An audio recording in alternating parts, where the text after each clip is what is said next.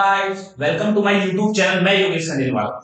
Guys, आज की जो वीडियो है, आज की वीडियो के अंदर हम इशू ऑफ शेयर का वो इंटरेस्टिंग टॉपिक आज मैं शेयर करने वाला हूं आपके साथ, जिस टॉपिक के अंदर अक्सर बहुत सारे स्टूडेंट परेशान होते रहते हैं। तो आज वो सब स्टूडेंट्स की परेशानी मैं दूर करने वाला हूं, और वो है हमारा four feature and re issue वाला टॉपिक, जो कि कंपनी के चैप्टर में सबसे ज्यादा इंपॉर्टेंट वेट रखता है। तो यहां पर हम जो आज बात करेंगे वो करेंगे गाइस फोर फीचर की।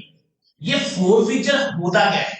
तो गाइस, यहाँ पर जितने भी कंपनी के शेयर होल्डर्स होते हैं, उनमें से कुछ शेयर होल्डर ऐसे होते हैं जो कि उनकी कुछ कंडीशंस ऐसी अराइज हो जाती है, जिन कंडीशंस के कारण वो अलॉटमेंट या फर्स्ट होल्ड का पेमेंट जो स्पेसिफाइड टाइम पीरियड है, जो कि कंपनी की तरफ से उन्हें अलॉट किया जाता है, उस टाइम पीरियड के अंदर वो उनका पेमेंट नहीं कर पाते। और नहीं कर पाते तो कंपनी के डायरेक्टर्स के पास ये राइट होते हैं कि उनके शेयर्स को कंपनी क्या कर सकती है, डायरेक्टर्स क्या कर सकते हैं, कैंसिल कर सकते हैं। और उनके शेयर को जो कैंसिल करना होता है उसी को हम किस नाम से जानते हैं? फोर फीचर के नाम से जानते हैं। अब गाइस, ये फोर फीचर्स दो कंडीशन के अंदर कंपनी के द्वारा किया जा सकता है। कौन कौन सी दो कंडीशन होती है? सबसे पहले, फोर फीचर से रिलेटेड जो इंफॉर्मेशन कंपनी के पास होनी चाहिए, वो होनी चाहिए कंपनी के आर्टिकल ऑफ एसोसिएशन के अंदर। गाइस, किसके अंदर होनी चाहिए? आर्टिकल ऑफ एसोसिएशन के अंदर इसकी इंफॉर्मेशन होनी चाहिए। अगर इसके रिगार्डिंग इसमें प्रोविजन नहीं है या रूल मेंशन नहीं है और कंपनी फिर फोर फीचर करती है, तो वो फोर फीचर बिल्कुल वैलिड नहीं होगा। अब वो वैलिड नहीं होगा तो कंपनी अपने शेयर्स का फोर फीचर फिर कैसे करेगी? तो यहां पे सेकंड जो कंडीशन राइज हो सकती है वो कि कंपनी एक्ट जो 2013 है उसके अंदर जो टेबल एफ है गाइस, वो टेबल एफ का शेड्यूल जो शेड्यूल फर्स्ट है, वो फर्स्ट शेड्यूल क्या बोलता है कि कोई भी कंपनी जिसके शेयर होल्डर्स ने अमाउंट का पेमेंट नहीं किया, अलॉटमेंट या फर्स्ट कॉल का पेमेंट नहीं किया, तो उस अनपेड अमाउंट को पे करने के लिए कंपनी उसको कितना टाइम देगी? 14 डेज का टाइम देगी। 14 डेज के अंदर अंदर वो क्या करे? Share holder unpaid amount with interest pay कर दे तो उसके शेयर्स का फोरफीचर कंपनी नहीं करेगी। बट वो उन 14 डेज के अंदर भी उस अनपेड अमाउंट का पेमेंट विद इंटरेस्ट नहीं करता है, तो कंपनी के थ्रू क्या कर लिया जाएगा? उसके शेयर्स का फोरफीचर कर लिया जाएगा। और शेयर होल्डर ने जो एप्लीकेशन का पेमेंट अब तक कर दिया है, उस एप्लीकेशन पेमेंट को भी कंपनी क्या कर लेगी? अपने पास रोक लेगी, उस शेयर होल्डर्स को वापस रिटर्न नहीं करेगी। ये था हमारा फोरफीचर, और इन कंडीशंस में एक कंपनी अपने शेयर्स का फोरफीचर कर सकती है। आज जो हम बात करेंगे इसके बाद वो करेंगे कि एक कंपनी के द्वारा अकाउंटिंग किस तरीके से की जाती है फोरफीचर के केस में। Accounting in case of forfeiture of share। एक कंपनी अपने शेयर्स का फोरफीचर के केस में किस तरीके से अकाउंटिंग करेगी? तो गाइस, कंपनी ने अपने शेयर्स को दो तरीके से इशू किया होगा, क्योंकि कंपनी कल भी कितने तरीके से इशू सकती है अपने शेयर्स को? दो तरीके से। या तो एट पार पर कंपनी ने इशू किया होगा शेयर, या एट प्रीमियम पर कंपनी ने शेयर इशू किया होगा। तो गाइस, मैं आपको बता दूं कि एट पार पे कंपनी ने शेयर इशू किए और शेयर होल्डर ने या तो अलॉटमेंट का पेमेंट नहीं किया, या फर्स्ट कॉल का पेमेंट नहीं किया, या सेकंड कॉल का पेमेंट नहीं किया, तो उस केस में जो जनरल एंट्री होने वाली है वो क्या करेंगे वो देखेंगे। यहां पर होगी शेयर कैपिटल अकाउंट डेबिट। तो गाइस, यहां पर स्टूडेंट से पूछते हैं कि सर ये शेयर कैपिटल अकाउंट डेबिट आपने क्यों किया? तो गाइस, जब शेयर कंपनी इशू करती है, यानी शेयर रेज करती है इशू करके, तो शेयर कैपिटल को क्रेडिट करती है। अब सामने वाले ने पेमेंट ही नहीं किया तो उसको क्या करना पड़ेगा? रिड्यूस करना पड़ेगा, वापस से कैंसिल करना पड़ेगा। जिसको क्रेडिट किया था उसको वापस से कैंसिल करने के लिए डेबिट करना पड़ेगा। बाकी यहां पर क्या लिखेंगे हम? To share allotment. अलॉटमेंट का जो यहां पर अमाउंट होगा वो होगा ड्यू पेमेंट, यानी जितना ड्यू है, बकाया है। अब इसके बाद यहां पर लिखेंगे to share call. Share call में फर्स्ट कॉल का अमाउंट भी हो सकता है तो सेकंड कॉल का अमाउंट भी हो सकता है। यहां पे गाइस हम नोट करेंगे टू शेयर फॉरफीचर। ये गाइस हमने कर दिया टू शेयर फॉरफीचर का कवर। ये एंट्री होने वाली है किस केस के अंदर, जब कंपनी ने अपने शेयर्स को किसके ऊपर इशू किया था, एट पार के ऊपर इशू किया था। गाइस एक छोटा सा लिटिल सा एग्जांपल मैं आपके सामने लेने वाला हूं। एक कंपनी है, मान लो XYZ लिमिटेड, एक कंपनी है जिसने 100 शेयर पब्लिक में इशू किए। अब जो ये 100 शेयर इशू किए, इनके ऊपर कंपनी ने एप्लीकेशन के ऊपर 3 रुपीज मांगे, अलॉटमेंट के ऊपर 2 रुपीज मांगे, फर्स्ट कॉल के ऊपर 2 रुपीज मांगे and second and final call के ऊपर कितने मांगे, 3 रुपीज यहाँ पर मांगे। टोटल मिला के कंपनी ने अपना शेयर इशू किया था 10 रुपीज में। यहाँ पे एप्लीकेशन का पेमेंट शेयर होल्डर ने कर दिया था, बट अलॉटमेंट का, फर्स्ट कॉल का पेमेंट कंपनी ने नहीं किया। तो गाइस यहाँ पर अभी आपने नोटिस किया हो तो फर्स्ट कॉल के जस्ट बाद ही कंपनी ने उसके शेयर्स का क्या कर लिया, फॉरफीचर कर लिया। पूरे तो मांगे ही नहीं, तो ध्यान रखिए मैंने आपके सामने एग्जांपल इसलिए लिया कि शेयर कैपिटल में हम वो वाला अमाउंट लिखते हैं जितना कंपनी ने शेयर होल्डर से कॉल किया है। अब कॉल यहाँ पर कितना किया है, 3 + 2 5 + 2 7, तो 100 शेयर्स का कंपनी बोलेगा लेगी, फॉरफीचर कर लेगी। क्यों, अलॉटमेंट एंड फर्स्ट कॉल का पेमेंट करने में शेयर होल्डर फेल हो गया तो कंपनी क्या करने वाली है, उसके शेयर्स का फॉरफीचर 100 × 7, तो यहां पर हो जाएगा 700। गाइस ये यहां पे मैंने मेंशन कर दिया 100 × 7। अब बात करेंगे कि अलॉटमेंट पे कौन सा अमाउंट आएगा गाइस, 100 शेयर्स का फॉरफीचर कर रहे हैं, अलॉटमेंट पे ड्यू अमाउंट कितना है, 2 रुपीज के हिसाब से, तो यहां पर हो जाएगा 200 गाइस। अब फर्स्ट कॉल का अमाउंट कितना होगा, तो गाइस यहां पर फर्स्ट कॉल का हम नोट करेंगे 100 × 2, तो यहां पर भी हो जाएगा 2। यहां पर गाइस जो एंट्री में आप मेंशन करोगे वो शेयर कॉल मैंने इसलिए पुट किया है कि यहां पे शेयर फर्स्ट कॉल भी हो सकती है तो शेयर सेकंड कॉल भी हो सकती है, बट इन दिस क्वेश्चन कौन सा वाला आएगा, यहाँ पे 2 शेयर फर्स्ट कॉल आ जाएगा ₹200। गाइस यहाँ पे शेयर फॉरफिटेड में कौन सा अमाउंट आएगा, जो अमाउंट कंपनी ने अपने शेयर होल्डर्स से रिसीव कर लिया था। अब वो अमाउंट रिसीव किया था 3 रुपीज के हिसाब से, तो गाइस यहाँ पर आएगा 100 × 3, तो यहाँ पे हो जाएगा 300। तो गाइस ये एंट्री थी जब कंपनी अपने शेयर्स को इशू किसके ऊपर कर रही थी, एट पार पे इशू कर रही थी और किसी शेयर होल्डर ने अलॉटमेंट या फर्स्ट कॉल का पेमेंट नहीं किया, उस केस में हम उसकी अकाउंटिंग किस तरीके से करेंगे, ये हो गया एग्जांपल। अब बात करेंगे हम एट प्रीमियम की। तो गाइस यहां पर मैं इसको रफ कर रहा हूं, और एट प्रीमियम की बात करें तो एट प्रीमियम के अंदर 2 सिचुएशन क्रिएट हो सकती है। बोले सर ये 2 सिचुएशन कौन सी होगी, वो बता दीजिए। तो ये देखिए गाइस, जो फर्स्ट सिचुएशन है और जो सेकंड सिचुएशन है, कंपनी ने जब शेयर्स का इशू किस पे किया था, प्रीमियम पे किया था। तो गाइस जब प्रीमियम पे इशू किया था तो अलॉटमेंट पे या फर्स्ट कॉल पे कंपनी ने जो भी प्रीमियम कॉल किया होगा तो उसके लिए सिक्योरिटी प्रीमियम को उस टाइम पर क्या किया होगा, डेबिट किया होगा, क्रेडिट किया होगा। क्यों, जब एंट्री की होगी share allotment account debit to share capital to security premium, ये एंट्री की होगी, सिक्योरिटी प्रीमियम को ये मार्कर क्रेडिट किया होगा कि कंपनी ने 10 रुपीज का शेयर 12 रुपीज में इशू कर दिया, तो 2 रुपए कंपनी को क्या होगा, प्रीमियम का रिसीव होगा और कंपनी के लिए वो 2 रुपीज प्रॉफिट होने वाला है, इसलिए सिक्योरिटी प्रीमियम के नाम से क्रेडिट कर दिया था। बट यहां पे किया था इशू प्रीमियम पे, एक कंडीशन ये राइज होती है कि वो सिक्योरिटी प्रीमियम क्या हो गया कंपनी को, amount of securities premium received already, यानी कंपनी को जो सिक्योरिटी प्रीमियम का अमाउंट है वो ऑलरेडी क्या हो गया, रिसीव हो गया। गाइस जब ऑलरेडी रिसीव हो गया तो उसको कैंसिल अपने को करने की जरूरत ही नहीं पड़ेगी। क्यों, क्योंकि कंपनी ने जब प्रीमियम मांगा था तो टू सिक्योरिटी प्रीमियम कर दिया था, और जब रिसीव हो गया तो यहां पर उस सिक्योरिटी प्रीमियम को कैंसिल करने की आवश्यकता नहीं पड़ेगी।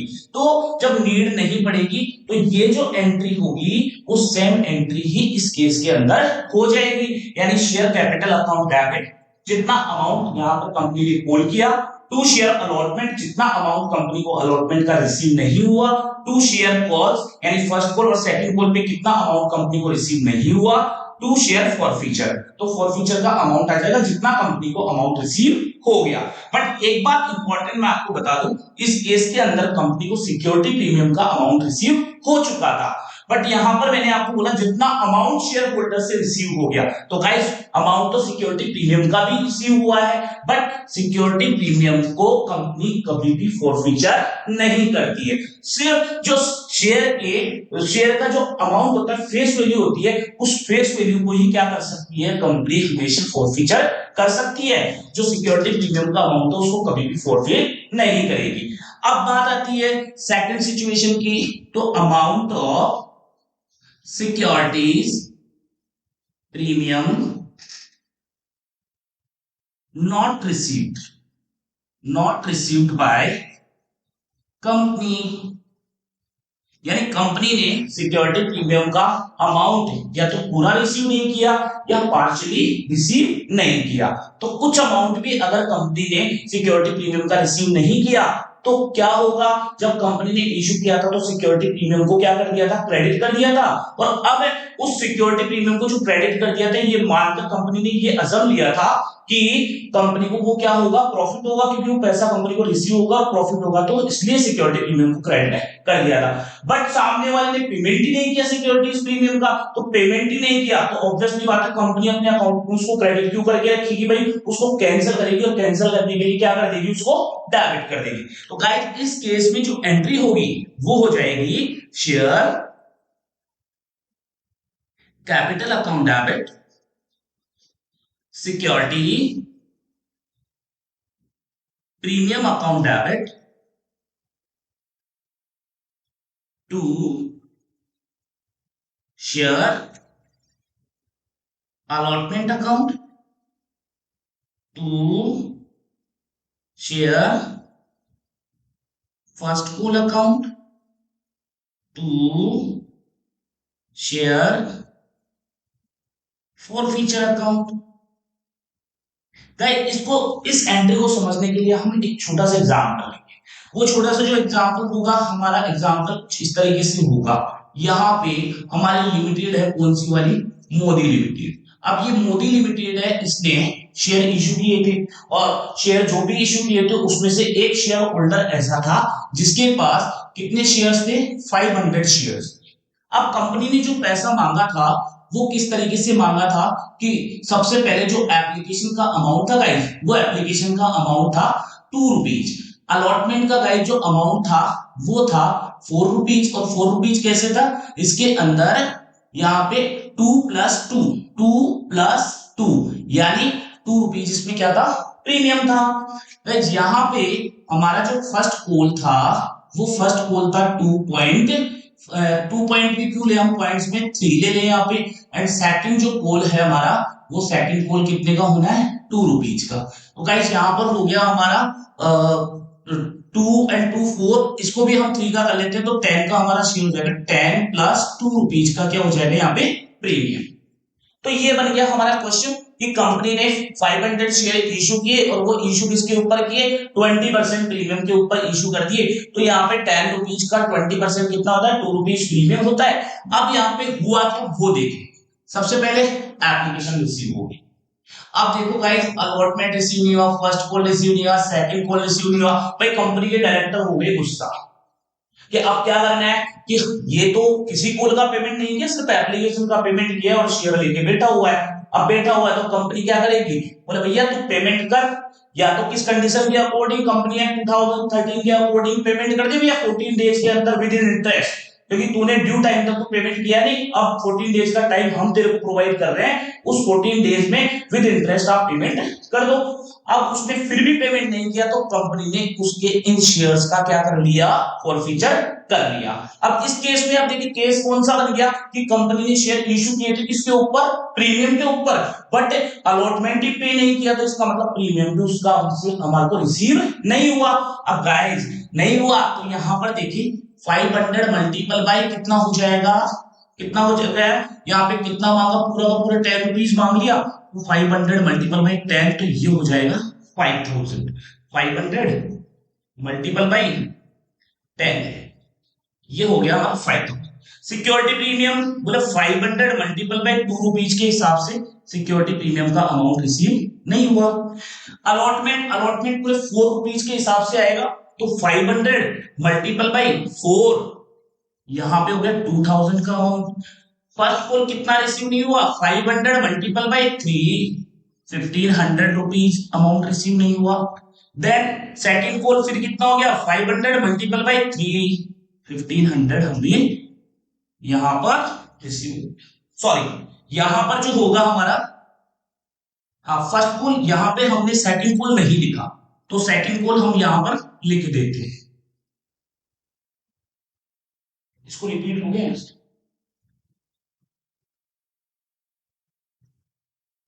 लिख देते हैं टू शेयर सेकंड पार्टी। अब तो गैप में, तो गाइस यहां पर हम लिखेंगे to share second and final call, और वो कितना आ जाएगा हमारा 500 मल्टीपल बाई 3 तो ये हो जाएगा 1500। To share forfeiture, guys ये फोर फीचर में कौन सा वाला अमाउंट आता है, जितना कंपनी को रिसीव हो गया, और रिसीव कितना हुआ 500 मल्टीपल बाई 2 तो ये रिसीव हो गया, तो 500 मल्टीपल बाई 2 ये हो जाएगा अपना 1000। गाइस एक बार चेक जरूर कर ले कि क्रेडिट का टोटल और डेबिट का टोटल इक्वल तो है ना। यहाँ पे हो जाएगा अपना 15 15 3000 प्लस 2000 5000 6000, यहाँ पे भी 6000। तो गाइस ये कंडीशन थी हमारी अकाउंटिंग की। फोर फीचर के केस में हम दो तीन तरीके से अकाउंटिंग कर सकते हैं। जब कंपनी ने अपना शेयर इश्यू किया हो एट पार पे और फिर सामने वाले ने पेमेंट नहीं किया हो तो एंट्री क्या होगी, कंपनी ने शेयर इश्यू किया था प्रीमियम पे, बट अगर प्रीमियम पूरा का पूरा रिसीव हो गया था तो हम एंट्री कर देंगे जो एट पार वाली कंडीशन करते थे वही सेम एंट्री हो जाएगी। बट अगर प्रीमियम का अमाउंट हमारे पार्टली या फुल्ली रिसीव नहीं होता है तो यहाँ पे सिक्योरिटी प्रीमियम को उतने से डेबिट कर देंगे जितना हमें रिसीव नहीं हुआ है। तो ये थी हमारी अकाउंटिंग शेयर फॉरफीचर के केस में। अब हम इसका जो नेक्स्ट टॉपिक है वो है री इश्यू ऑफ शेयर, वो हम स्टार्ट कर रहे हैं। री इश्यू ऑफ शेयर, गाइस ये री इश्यू ऑफ शेयर जो टॉपिक होगा वो कैसे होने वाला है उसको देखेंगे। देखो कंपनी ने शेयर क्या कर लिए थे, फॉरफीचर कर लिए थे। अब फॉरफीचर कर लिए थे तो कंपनी के डायरेक्टर्स के पास ये राइट्स होते हैं कि जो शेयर फॉरफीचर किए हैं कंपनी ने उनको वापस से पब्लिक के अंदर क्या कर सकती है, वो री इश्यू कर सकते हैं। तो वो डायरेक्टर्स जो री इश्यू कर सकते हैं वो री इश्यू शेयर्स को तीन तरीके से कर सकते हैं। कितने टाइप से कर सकते हैं, 3 टाइप से। देखो वैसे जो इश्यू होता है नॉर्मली वो दो तरीके से किया जा सकता है, at par and at premium. But यहां पर क्या किया जाएगा, एट पार पर भी कर सकते हैं तो एट प्रीमियम पे भी कर सकते हैं और एट डिस्काउंट के ऊपर भी कंपनी अपने शेयर्स को री इश्यू कर सकती है। जो फॉरफिटेड शेयर होते हैं उनको तीन तरीके से री इश्यू कंपनी कर सकती है। गाइस यहां पर सबसे पहले बात करेंगे एट पार पे। तो एट पार वाली कंडीशन बिल्कुल सिंपल कंडीशन होगी और वो होगी यहाँ पे कंपनी क्या करेगी, पैसा लेगी तो bank account debit to share दे देगी।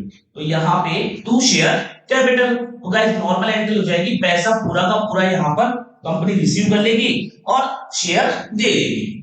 अब इस केस में हम बात करेंगे एट प्रीमियम वाले केस में, तो कंपनी यहाँ पर क्या करेगी, अपने जो 10 रुपीज के शेयर हैं उनको यहाँ पर 12 रुपीज के अंदर इशू कर देगी। तो यहाँ पे जो अमाउंट हमारे को रिसीव होगा टू शेयर कैपिटल, शेयर तो हमारे पास से जाएगा कितने का, 10 का, और यहाँ पर जो हम नोट करेंगे वो आ जाएगा हमारा सिक्योरिटी प्रीमियम।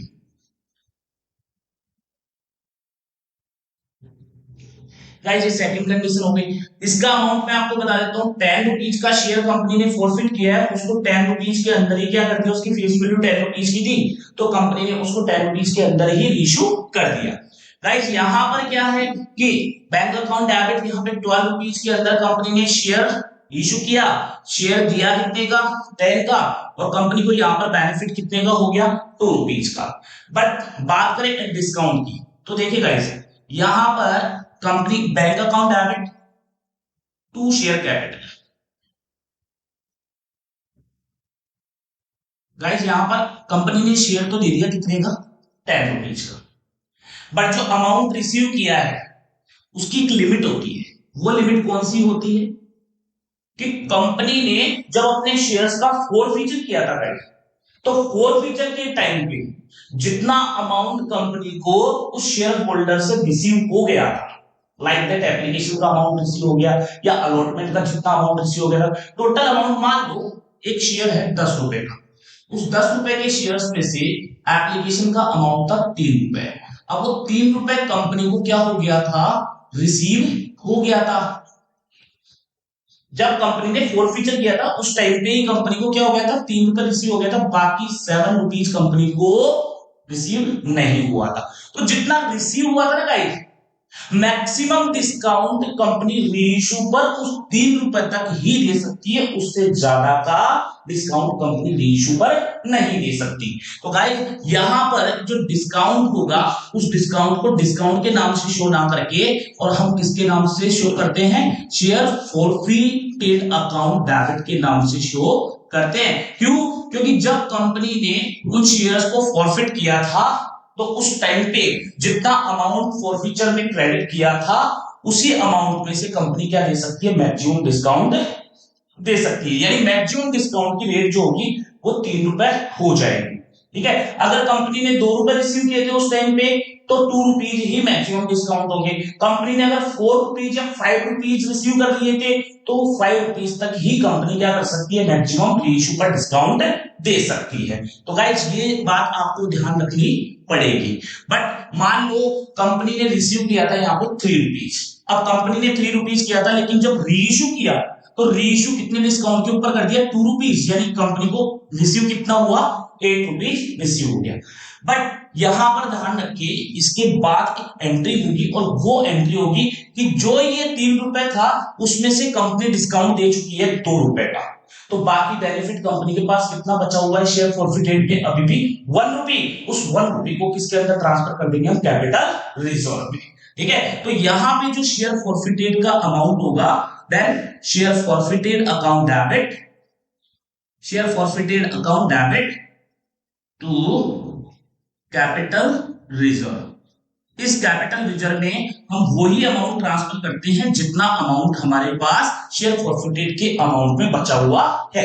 यहाँ पे कंपनी ने जब फॉरफीचर किया था तो फॉरफीचर के टाइम पर कंपनी को रिसीव हुआ था कितना, 3 रुपीज, उसमें से कंपनी ने डिस्काउंट दे दिया कितने का, 2 का, तो कंपनी के फॉरफीचर के अकाउंट में अभी भी क्रेडिट में कितना पड़ा है, 1, तो उस 1 को हमने ट्रांसफर कर दिया कैपिटल। क्यों, क्योंकि जो भी फॉरफीचर के ऊपर कंपनी को प्रॉफिट होता है that profit is known as a capital profit and all the capital profit will be transferred to the capital reserve. तो गाइस यहां पर हम ट्रांसफर करेंगे।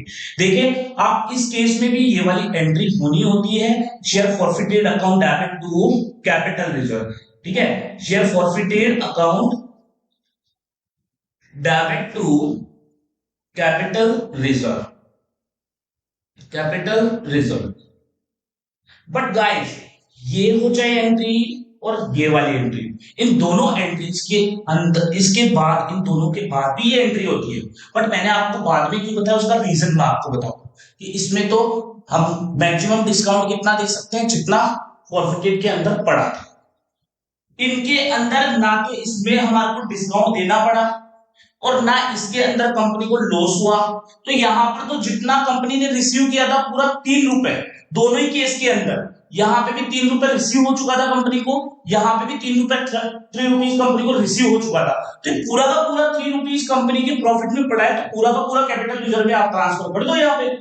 ठीक है, बट इसमें आप पूरा ट्रांसफर नहीं कर सकते, इसमें तो जितना डिस्काउंट दे दिया आपने शेयर फॉरफिटेड को उतने अमाउंट से क्या कर दिया था, डेबिट कर दिया था। तो गाइस ये था हमारा इशू ऑफ शेयर्स का टॉपिक। आप इसके थ्रू कोई सा भी क्वेश्चन आपका ट्राई कर सकते हैं, हर एक क्वेश्चन इस टॉपिक के अंदर आपका सुटेबल होने वाला है। तो गाइस ये इंपॉर्टेंट टॉपिक था, आज हमने हमारी कंपनी का चैप्टर पूरी तरीके से कंप्लीट कर लिया है। तो गाइस कंपनी के चैप्टर के जितने भी वीडियोस मैंने आपको इशू किए उन सारे वीडियोस को पूरा देखो। मैं आपसे एक रिक्वेस्ट करने जा रहा हूं, वो रिक्वेस्ट ये है कि कोई भी वीडियो को आप अधूरा ना देखें। अधूरा वीडियो अगर आप देखोगे उसका कोई बेनिफिट आपको नहीं मिलने वाला है, हो सकता है आपको कोई नुकसान हो जाए। तो इसलिए मैं आपको ये बोल रहा हूं हर एक वीडियो को पूरा देखें, और हर एक वीडियो के कंटेंट को आप वापस से तैयार करें एग्जाम के पॉइंट ऑफ व्यू से। तो गाइस हर एक वीडियो को देखते हुए सारे के सारे नोट्स प्रिपेयर करें, इनकी हेल्प लें। ये हेल्प लेने के बाद, क्योंकि क्रैश कोर्स स्पेशली मैंने आप लोगों के एग्जाम के पॉइंट ऑफ व्यू से स्टार्ट किया था, इसका फायदा उठाएं, पूरे वीडियोस को देखें, हर एक वीडियो को लाइक करें, चैनल को सब्सक्राइब करो, जितना हो सके थोड़ा हेल्प, थोड़ा मोटिवेशन के लिए इस वीडियो को शेयर करें ज्यादा से ज्यादा। Thank you so much guys.